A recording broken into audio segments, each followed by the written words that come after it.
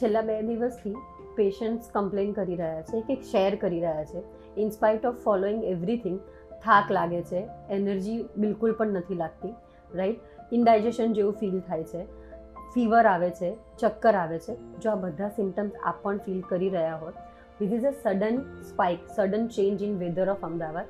સવારમાં 22 અને બપોરે 42-43 આપણે પહોંચી જઈએ છીએ, જેને સિમ્પલ લેંગ્વેજમાં કહીએ તો લૂ લાગવી. In technical language as a being a dietitian હું એવું કહું કે સડન ચેન્જ ઇન વેધર તમારા ડાયજેશન ઉપર લોડ આપે છે.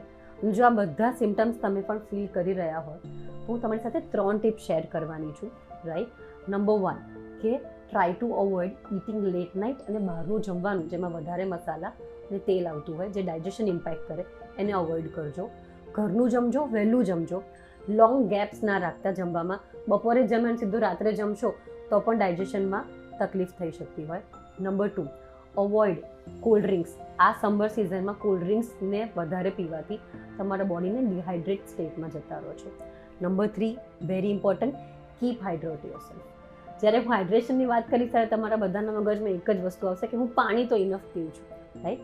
Let me simplified it for you કે જ્યારે પણ આપણે પાણી પીએ ત્યારે આપણે ઘટઘટ પી જઈએ છીએ કે એક સાથે 2 ગ્લાસ પી જઈએ છીએ બિકોઝ ઓફ ગરમી એટલી બધી છે, રાધર દેન એને સિપ બાય સિપ પાણી પીવું છે. જેને લઈને તમે જે કંઈ બી પાણીનો સોર્સ લો છો, એ બી coconut water, lemon water, ORS, Enerzal, કોઈ પણ તમે વોટરનો સોર્સ લો છો, બાફલો, વોટ એવર ઇટ ઇઝ, એને બોડીને કે સેલ્સને એબ્ઝોર્બ થવા માટે તમે ધીમે ધીમે પીશો ત્યારે જ જઈને તમારું હાઇડ્રેશન લેવલ એ મેન્ટેન રહેશે. અધરવાઇઝ તમે ખાલી પાણી પીવો છો અને ફ્લશ આઉટ થઈ જાય છે.